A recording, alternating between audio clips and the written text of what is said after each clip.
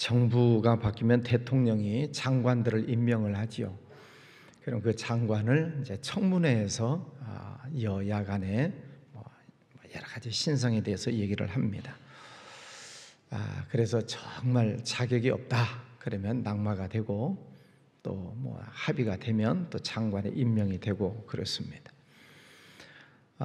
우리가 다 판단할 수는 없지만은 저런 분은 장관이 되셔야 되겠다 그런 분도 있고, 저런 분은 장관이 되면 안 될 텐데 하는 그런 분도 있고 그렇습니다. 근데 임명은 대통령의 권한이죠. 그러니까 여러 말들이 많이 있지만 어쨌든 대통령이 장관으로 기용을 하는 분들은 장관 일을 하게 되는 것이죠. 우리 생각에는 저 사람은 괜찮겠다 하는 사람도 있고, 저 사람은 안 되겠는데 그런 사람도 있어요. 그런데 성경을 보면 성경도 그렇습니다. 성령 강림 이후에 하루에 5,000명씩 3,000명씩 엄청난 숫자로 예루살렘 교회가 부흥을 합니다. 그러나 예수님 부활 이후 또 성령 강림 이후에 수만 명이 됐어요. 그러니까 지금부터 2000년 전에 예루살렘 교회에 수만 명 교회가 됐으니까 굉장한 역사가 일어난 거잖아요. 그것도 로마 정부 시대, 그 엄청난 핍박이 있는 그런 때에 그런 교회 부흥이 일어나게 됐습니다. 그러나 교회에 다니는 사람들이 얼마나 많아요. 굉장히 많은 사람들이 있고, 또 그 많은 성도들을 관리하려고 보니까 사도들 힘만 가지고는 안 되니까 이제 7명의 집사를 세우기도 하지요.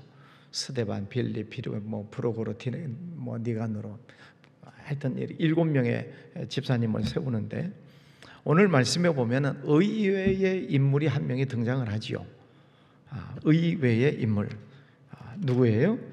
가이사랴에 고넬료라는 사람이 있으니 이달리아 부데라 하는 군대의 백부장이라. 로마 제국의 군대장, 100명의 부하를 데리고 있는 백부장, 군인이다 그런 뜻입니다. 그러니까 로마 제국의 군인이 어떻게 하나님을 믿고 예수님을 믿고 또 하나님을 경외하고 또 이스라엘 유대 백성들을 많이 구제하고 하나님께 항상 기도하는 사람이었다. 여러분 이해가 잘 안 가죠? 로마 군인이 어떻게 예수님을 믿게 됐을까? 조금 다르게 생각하면 누가 저 사람에게 전도했을까? 그것도 궁금하잖아요. 당시에 로마 군인 그러면은 굉장히 무서운 대상이잖아요.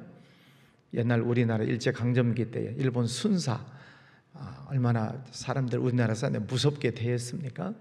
근데 그런 사람에게 누가 전도를 했냐 이 말이죠. 이름은 알 수 없지만 어쨌든 누군가 전도를 했으니까 이 고넬료라고 하는 사람이 하나님을 섬기게 됩니다. 그런데 얼마나 진실되게 섬기는지 하나님을 경외하고 백성들을 구제하고 하나님께 항상 기도했다. 그리고 많은 백성들이 이 고넬료를 칭찬했다. 22절에 보면은 백부장 고넬료는 의인이요 하나님을 경외하는 사람이라 유대의 온 족속이 칭찬하더니. 그래 참 이상한 일이잖아요. 하나님께서 이 고넬료라고 하는 사람을 들어서 사용하시는 것을 보게 됩니다. 이 사람에게 있어서 참 중요한 것은 온 집안이 하나님을 경외했다. 하나님을 가족이 다 섬겼다는 거죠. 그러면 그 당시 로마 제국 시대에는 황제 숭배 사상이라고 하는 게 있습니다. 로마 황제를 신격화했어요. 로마 황제는 신이다. 그래서 경배하고 가서 절을 하고, 그런 때에 황제 숭배를 안 하고 하나님을 경외했다. 발각되면 죽든지 지위가 박탈되든지 여러 가지 엄청난 핍박 고난을 받지 않겠습니까?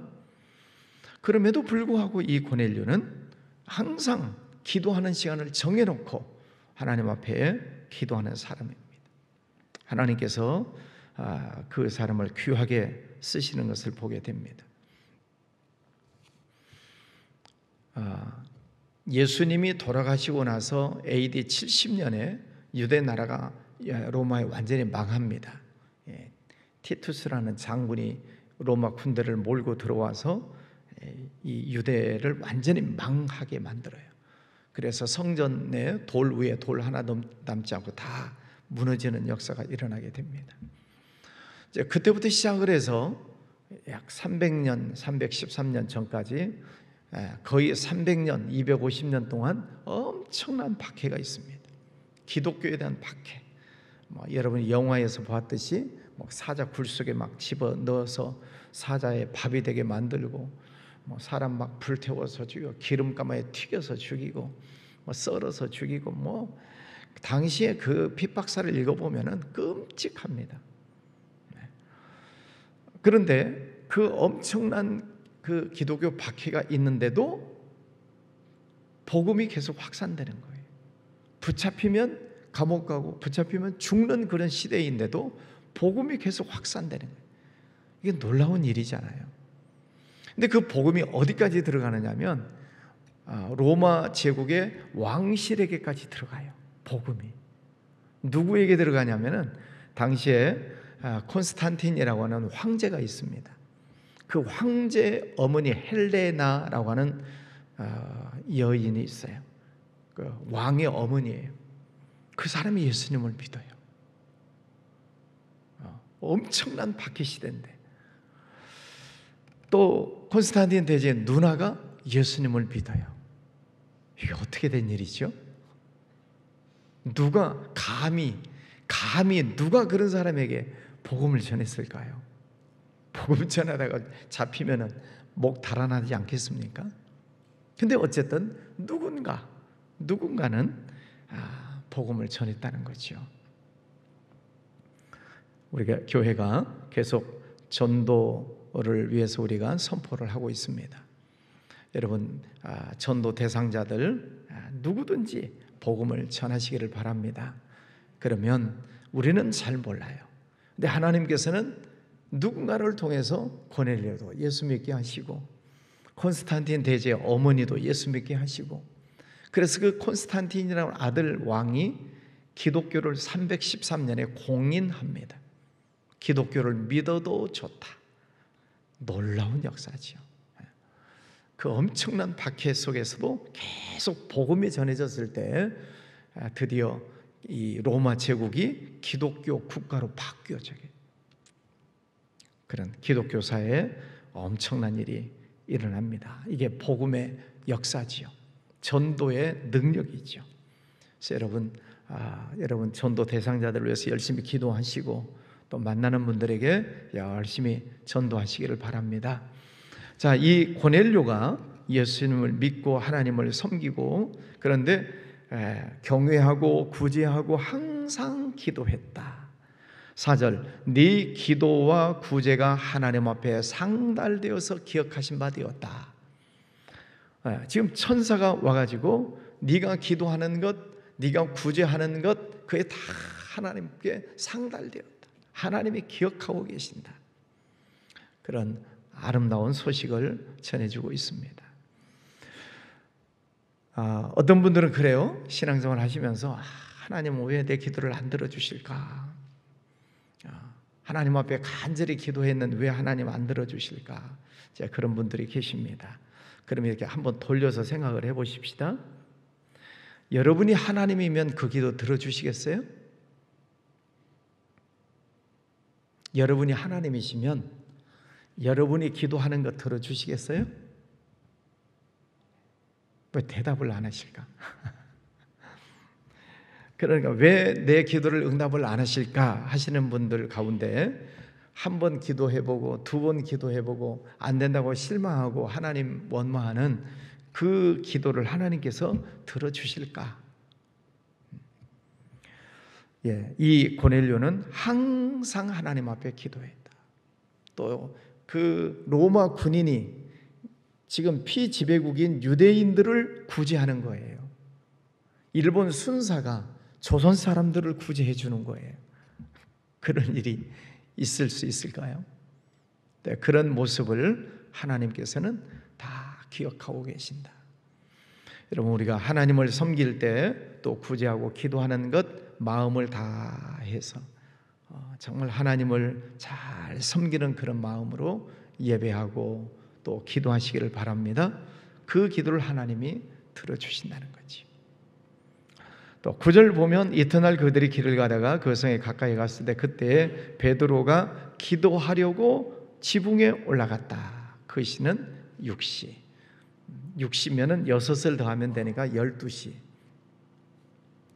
그 낮 12시에 지금 기도하러 올라갔는데 하나님께서 환상을 보여주시죠. 하늘에서 어떤 보자기가 내려오는데 뭐 여러 가지 뭐 징그럽게 생긴 그런 짐승들이 있는 것을 하나님이 먹어라 그러십니다.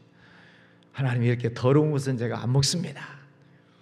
내가 깨끗하게 한 것이니까 먹어라. 이방인들을 전도해라 그런 말씀이죠.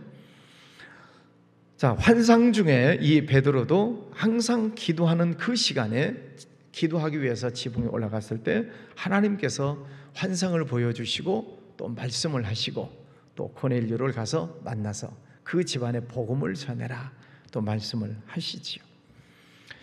우리가 신앙생활 할 때 하나님은 기도하는 자들을 부르세요. 기도하는 자에게 하나님은 환상을 보여주시기도 하고 말씀을 듣게도 하시고 깨닫게도 하시고 기도를 우리가 꾸준하게 항상 기도하더니 그래서 이 새벽 기도가 항상 기도하시는 것이 굉장히 중요한데 나는 새벽 기도 열심히 하는데도 잘 모르겠는데요 하시는 분들 잘 새겨 들어보십시오. 열심히 새벽 기도 나오셔서 감사해요. 또 집에서도 저 지방에서도 광주, 평택, 서울 하여튼 지방에서도 많이 들어오신 분들 제가 날마다 이렇게 성함 보고 있으니까 서운하게 생각하지 마세요. 날마다 기도하시는 분들 잘 들어보세요. 일단은 말씀을 잘 들으셔야 돼. 설교 말씀을 잘 새겨 들으셔야 돼. 그러면 기도하고 설교 말씀을 잘 듣다 보면 그 말씀 속에서 내게 감동을 주시는 말씀이 분명히 있어요. 성령께서 내게 감동을 주셔요. 그러니까 항상 기도하시는 분 말씀을 잘 들으시라 이 말입니다. 그러면 성령께서 하나님의 말씀을 생각나기도 하시고 가르쳐 주시기도 하시고 깨닫게 하기도 하시고 그래서 이제 기도했어요. 말씀 들었어요. 기도하실 때 어떤 말씀을 생각나게 하시는가? 어떤 말씀을 내 마음속에 감동으로 깨닫게 하시는가? 이제 이것을 잡는 훈련을 잘 하셔야 돼요. 마음속에 떠올려지는 생각, 하나님의 말씀이에요. 그냥 잡생각이 아니고 하나님의 말씀, 어떤 말씀이 떠올려지는가? 어떤 말씀이 내게 감동으로 오는가? 하나님은 분명히 우리들 속에 은혜의 말씀도 주시고 감동의 말씀도 주시고 이것은 해라 하는 명령의 말씀도 주시고 하나님은 어쨌든 말씀을 주셔요. 그 말씀을 붙잡고 순종하는 것입니다. 근데 제가 한 번은 이런 생각이 들었어요. 저도 열심히 기도하잖아요. 기도하는데 성령에 아무런 감동이 없으실 때가 있어요. 그냥 내 기도만 열심히 하다가 가는 날이 있어요. 성령이 왜 말씀을 안 하실까? 한동안. 그래서 그 문제를 가지고 성령님 요즘 왜 어떤 감동이 없습니까? 왜 말씀을 안 해주십니까? 그리고 이제 간절히 기도하는데 하나님께서 어떤 감동을 주셨냐면 내가 너를 믿는다 그 말씀이 주시는 거예요. 감동으로 주시는 거예요. 내가 너를 믿는다. 그 말씀이 무슨 뜻이에요? 오늘 네가 무슨 일을 하든 내가 너를 축복한다 그런 말씀이에요. 그러니까 하나님께서 지시해서 지시해 주시는 말씀만 내가 순종하고 사는 게 아니라 내가 어떤 일을 하는 것을 하나님이 믿어주신다는 뜻입니다. 저는 그 말씀을 깨달았을 때 너무너무 감사했어요. 하나님이 나를 믿어주시는구나. 내가 무슨 일을 하든지 어떤 일을 하든지 하나님이 나를 믿어주시기 때문에 하나님이 감동을 주실 이유가 없다는 거죠. 네, 하나님의 뜻에 알아서 맞게 잘하고 있으니까. 여러분, 이 말씀이 이게 은혜가 되지 않아요? 저는 그 말씀을 깨달았을 때 너무 감사했어요. 세상에 하나님이 나를 믿어주시다니. 그러니까 열심히 기도하시면서 왜 요즘 성령의 감동이 없을까, 그 문제에 대해서 궁금해 하셨다면 이 말씀이 답이 됐으면 좋겠습니다. 하나님이 나를 믿어주시는 날이구나. 그럼 내가 오늘 하나님을 찬양하고 또 열심히 일을 하고 하나님께 영광 올려드리는 그런 날을 보내야 되겠다. 그럼 하나님이 기뻐하시는 날이 되지 않겠습니까? 오늘 고넬료도 항상 기도하는 사람, 또 이 베드로도 항상 기도하는 사람. 그래서 기도하는 사람들 속에 하나님께서 각자 서로 모르는 사람이잖아요. 근데 성령께서 여기에도 천사를 보내고 여기에도 천사를 보내서 서로 만나게 하시잖아요. 자, 성경에 보면 23절, 베드로가 불러들여 유숙하게 하니라. 이튿날 일어나 그들과 함께 갈 수 요빠에서는 어떤 형제들과 함께가 아니라 이튿날 가이사랴에 들어가니 고넬료가 그의 친척과 가까운 친구들을 모아 기다리더니 마침 베드로가 들어올 때에 베드로가 맞아 발 앞에 엎드려 절하니 일어나라. 자, 그러면서 만났어요. 서로 모르는 사람이에요. 그런데 성령께서 이 두 사람을 천사들을 보내셔가지고 베드로를 보내서 고넬료를 만나게 했는데, 고넬료가 어떻게 준비했어요? 23절에 고넬료가 그의 친척과 가까운 친구들을 모아 기다리더니. 왜? 뭘 하려고? 베드로를 통해서 하나님의 말씀을 들으려고. 그래서 이제 베드로가 계속 이제 설교를 하잖아요. 38절, 하나님이 나사렛 예수에게 성령과 능력을 기름 붓듯 하셨음에 그가 두루 다니시며 선한 일을 행하시고 마귀에게 눌린 모든 사람을 고치셨으니 이는 하나님이 함께 하셨습니다. 이제 베드로가 계속 설교를 해요. 저도 이 말씀을 참 좋아합니다. 네, 마귀에게 눌려 사는 사람들이 많아요. 하나님을 모르면, 죄악 가운데 살면 마귀에게 눌려 살아요. 그래서 어떻게 살아야 되나, 이게 누르면 답답하잖아요. 가슴을 확 눌렀다고 생각해 보세요. 그래서 사람들이 한숨 쉬고 걱정하고 불안하고, 마귀가 눌리면 그래 두렵고. 근데 예수님께서 마귀에게 눌린 모든 사람을 고치셨으니 이는 하나님이 함께 하셨습니다. 마귀에게 눌림을 받고 있는 사람들을 주님께서는 그들을 구원해 주셔서 마귀를 쫓으시고 그들을 큰 숨을, 한숨이 아니라 이제는 큰 숨을 쉴 수 있는 그런 자유, 진리를 알지니 진리가 너희를 자유케 하리라, 해방, 기쁨, 감사를 우리에게 주신다는 거죠. 여러분, 예수님의 이름으로 승리하시기를 바랍니다. 새벽 시간이지만 한번 따라서 하겠습니다. 예수님의 이름으로 명하노니 나를 누르고 있는 이 더러운 사탄 마귀야, 떠날지어다. 예수님 이름으로 명하노니 질병으로 누르고 있는 더러운 사탄 마귀야, 떠날지어다. 아멘. 예수님의 이름으로 늘 선포하시기를 바랍니다. 그럴 때 나를 짓누르는 그런 악한 영들이 떠날 줄 믿습니다. 그게 믿음이죠, 믿음. 예수님의 이름으로 선포해라. 내 이름으로 기도하면 너희가 받으리니 너희 기쁨이 충만하리라. 그러니까 여러분, 예수님의 이름으로 늘 선포하면서 기도하시기를 바랍니다.